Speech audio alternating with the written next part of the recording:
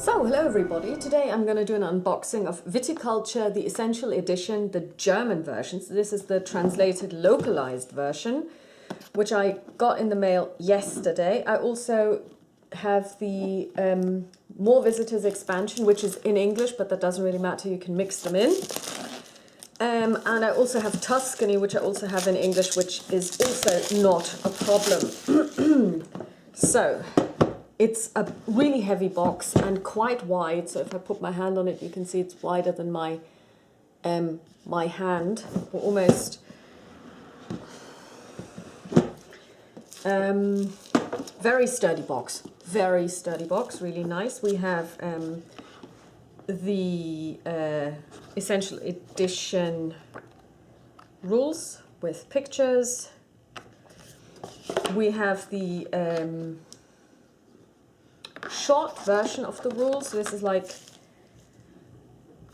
Regelzusammenfassung und Übersicht. So it's an overview over the rules and also just a summary of the rules. We have the map, the game. Oh, sorry, this is the player mat. So you have 6 player mats. So essentially every player gets their own board and you have your fields.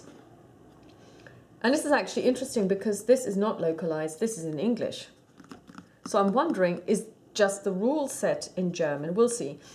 Because, okay, I get it. This is brilliant. This is actually the English version on this side and this is the German version on this side. That's smart. Brilliant. Here you've got the money, and a lot of people have said, well, you know, you can also get real coins from Stonemaier, but I'm not going to spend £20 on coins because I could get a game for almost £20, so I'm not going to do that. Here we've got the game plan, so the game board, which is also in English. I wonder, is it in German on the reverse? Because that would be, it is. Okay, Stonemaier Feuerland. I love you guys. You just gave me a bilingual game. This is amazing. This is amazing. I am so happy. But I believe that probably the cards are all... Yeah, the cards themselves do not really have a lot of writing on them, except for the visitors cards, because the visitors have special abilities, and of course they need to be a little bit explained in depth. But that should be fine. Here you've got the actual wines that you would grow, and these are the orders that you need to fulfill. So you have the wines, you have the orders, you have the winter and the summer visitors or spring visitors. I actually don't know. And here we've got the fields. So each field has a different value regarding the number of vines, I guess, you can grow on it. Tightly packed. I have to check what size these cards are. Let me see, are they 63? Yes, they are. That should not be a problem though. I have enough of these. Now, these ones, and this is very important. So this is a field card. Yeah, this is the Essential Edition, and it comes with something that was released with Tuscany, and it's the Automa cards or Automa cards. I had to check myself because it's actually not automata, but Automa. Now, the Automa is, if you like, a dummy player that will do certain things, will perform certain actions so that you can play this game solo. And as you know, I play every game solo. So the game itself, and I have watched playthroughs, but I haven't seen all of them, actually plays with 1, 2, 3, 4, 5, 6, 7, 8, 9, 10, 11, 12, 13, 14, 15, 17, 18, 19, 20, 21, 22, 23, 24, with 24 Automa cards. And these are different from the ones that I've seen on playthroughs because they don't contain the Tuscany edition version. So I think some people got Viticulture base game and Tuscany expansion and got the Ultima cards from the Tuscany expansion. Just ignore the stuff that is Tuscany relevant. But if you get the essential edition of Tuscany, of Viticulture, what you get is you get your own Ultima cards, which are just for Viticulture. Now, how this works is, Viticulture is a worker placement game. And let's take a look at the actual meeples. They are made of wood. And you have different things. So you've got your worker, you've got a windmill, a couple of buildings, and this is your progress token. And I don't know what this is. I don't know what these actually signify. The wood feels strange. It's very light, but that's fine. And here you've got a wine. You've got grapes and a grey worker. But you must have more than one worker, because otherwise this will be quite difficult to play if you only have one worker. Oh yeah. Okay, so there is more to this than meets the eye. So I chose yellow. So yeah, here you've got more meeples as well. And you've got one worker that is bigger than the others. It's the Grande worker. So how this works is you have different things you can do during the course of the game. And the game is played in rounds, which are years. So as the year progresses, you can do different things, because obviously when you grow wine, there are different things you can do at different times of the year.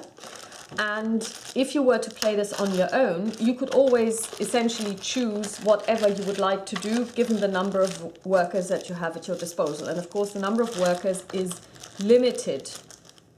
You don't have an unlimited number of workers.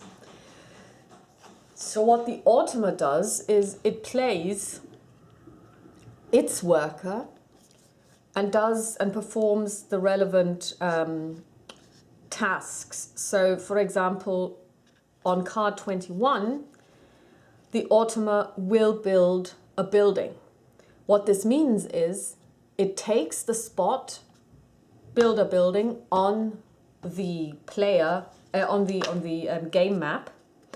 And in theory, this means no one else can build a building this turn, because in a two-player game, you can only ever do one action at a time when it comes to building. If you drew this in winter, it would mean play a blue card. So I suppose, I don't know what this actually means. If play means you draw one, I would have to read this. Let's see, play. No, okay, you have draw. So they need to draw a card. Play means they need to play a card. And they would also in winter do two things. They would have to play a blue card, but they would also have to fill an order. And if you fulfill an order, you place your worker next to the fulfillment of orders spot on the map, but it also means no one else can do this. So if you plan on selling wine at the end of the year and you draw this Ultima card, you won't be able to, because the spot has already been taken. So the action is already gone.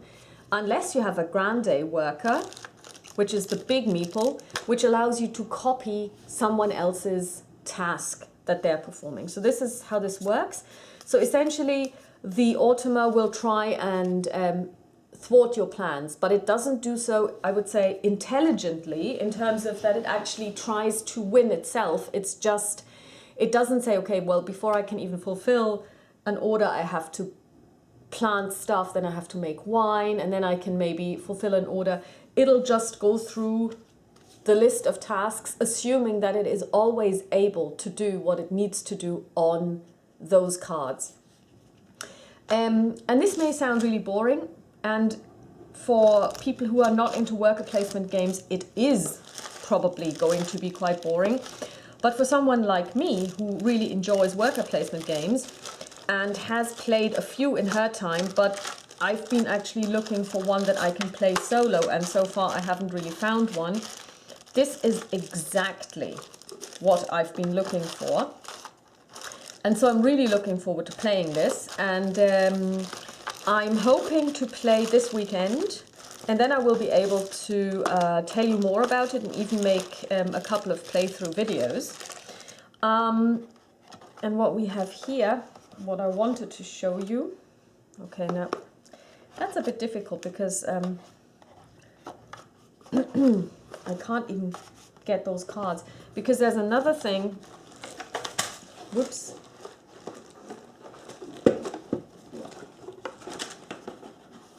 Okay, now this set of cards is actually stuck.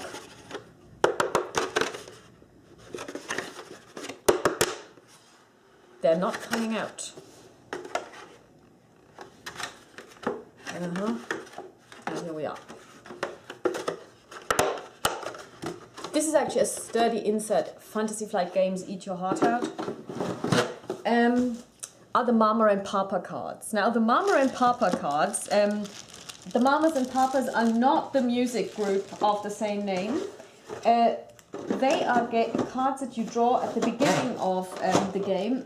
And what you essentially do is you, well, I guess you have inherited your vineyard. You know, we all are indebted to our parents for providing us with a good start in life. And it's no different if you are a wine grower in Tuscany, because mum and dad have essentially made it possible for you to do your job in the first place by bequeathing you all this. And I'm gonna tear this open to show you, or maybe not.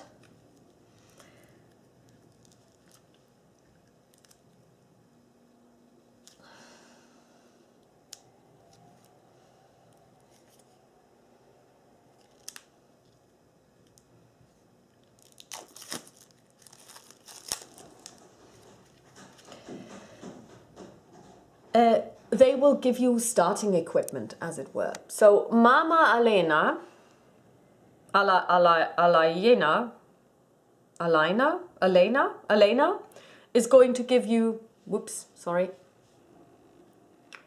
Mama Elena is going to give you 2 meeples. So you get 2 workers, and you get a green card, a yellow card, and a purple card. And again, please note, all of this is language independent. You don't need to be able to read English, or any other language for that matter, in order to use this card. So I like it when games are made for people who may have difficulty reading either a certain language or in general. I really applaud this. This is good. This is very good. Then you have Mama Margot. She looks like someone's mum, actually. She looks like someone I know. She will give you 2 workers, a yellow, a purple, and a blue card. And then we've got the Papas. Papas are slightly different because they will give you money and a grande worker. And this one will give you a building. And I would have to check out what this building is, or additional money. Money. Oh, Papa Stephen looks very young. Papa Gary, Papa Margaret, Papa Laura, Nicole, Cozy. Well, we've got a Japanese wine grower, Papa, Joel, Morton. This is probably the guy who designed the... Is this Morten Monrad Pedersen? That would be funny. Nikki, maybe these are the playtesters even. Ariel, Matthew, Raymond, Alan. And they all have different abilities. So yeah, Alan will give you a windmill, or 5 lira, and he'll give you 1 lira and 1 grande worker.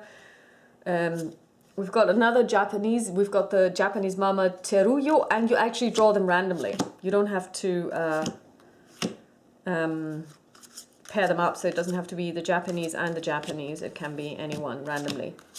So essentially what you do is you draw 1 at the beginning of the game of each, and then you start your game with these starting possessions, and then they go back in the box. They don't have any further use for you. They're just then put back in the box. So like I said, these are the order cards. These are the different types of wine you can grow, Sangiovese, and the funny thing is, I'm a teetotaler. I hardly ever drink, and especially not wine, so maybe I shouldn't be playing this game, I don't know. And here we've got the two types of visitor cards, and I'm going to mix in these two types of cards, and I've been told that the promoter and the harvest machine have been updated or errated in this expansion. So what I'm going to do is I'm going to check if I can find the promoter, and it's going to be interesting to find out what the German translation for promoter is, because I'm actually wondering what this is, but we'll see.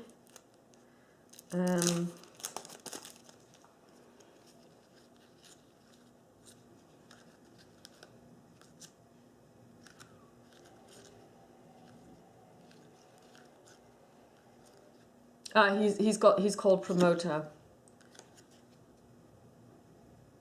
Oh, and the German version is already correct, so we will discard this anyway. And let's look at the harvesting machine or harvest machine. So we'll see.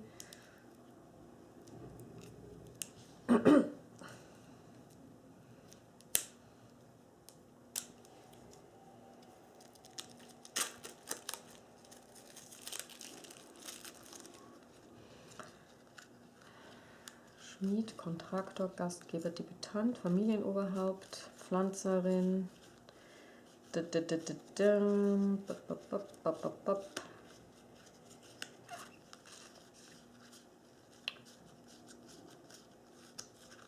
Actually, it's not in there. It's weird. Harvest machine isn't in there. So,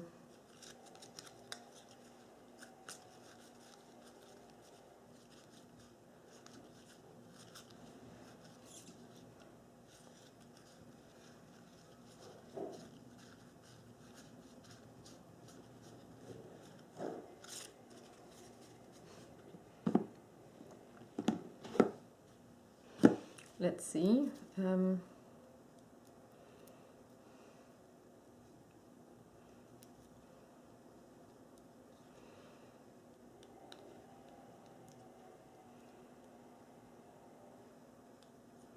Because I mean, it would make sense for the harvest machine not to be in there because it isn't actually a visitor, it's a thing.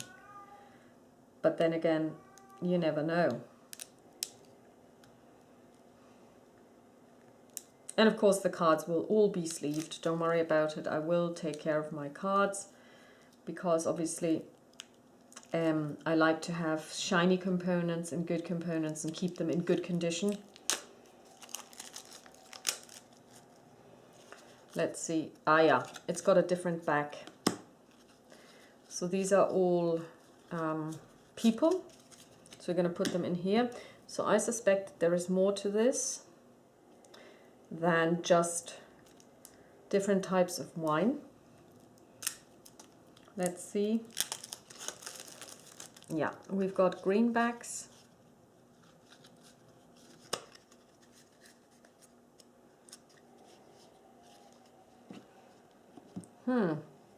Now I'm wondering, am I missing a card deck from this one? Because we've got yellow and we've got blue. Okay, now that is weird. And here we've got blue as well, but I have one building, and I'm not sure why I only have one building or one thing. Is there a list of components? I'll have to check. So let's open this one here, because that's the wine, the orders. So this is the order deck. Yeah, and these are all orders. Okay, so let's put the orders in here. Let's put the yellow cards in here and the blue cards in here. These are also blue cards and these are green cards. And so we've got one of these. So we can put these away. And these ones as well. And the Mama and Papa cards as well. The promoter goes to the bottom of the box. So I'm wondering, am I missing cards? Let's see. Just have a quick look. No, you have, okay.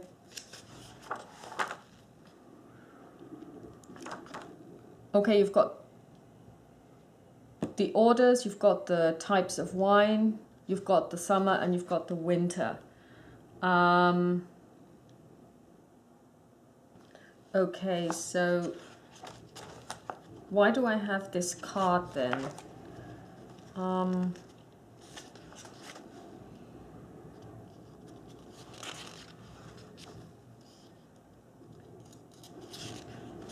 Okay.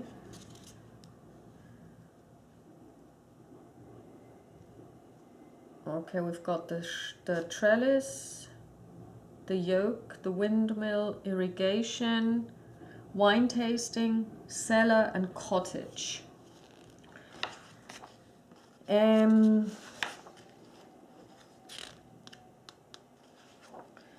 no idea what to do with the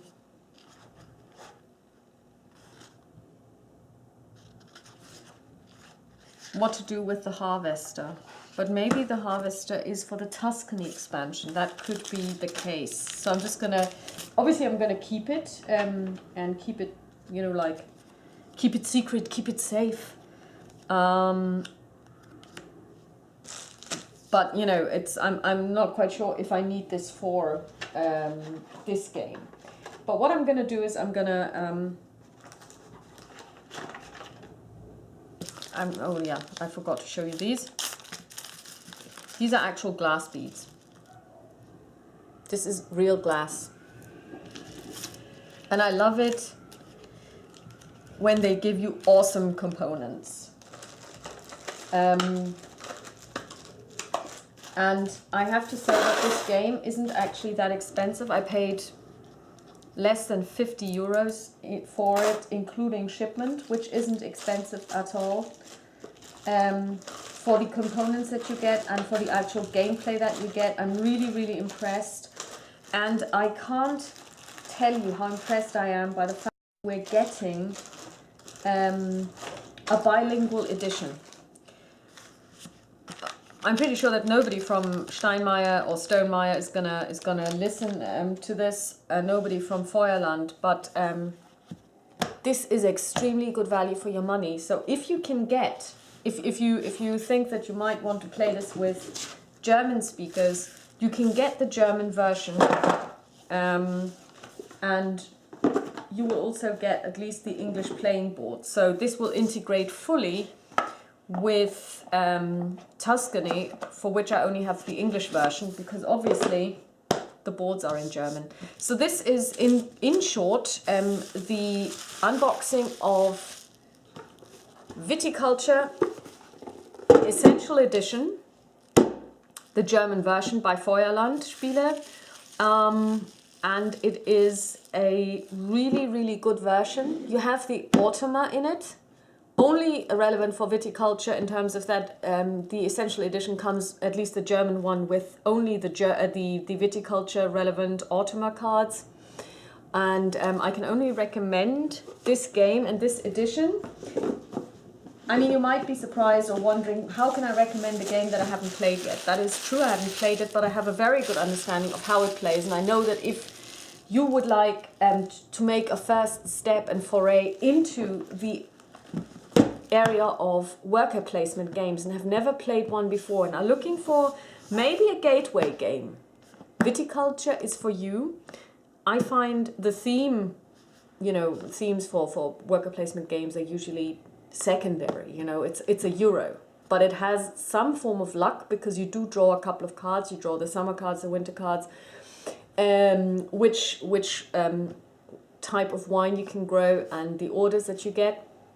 And you can end up with an order that you can't fulfill because you don't have the right wine.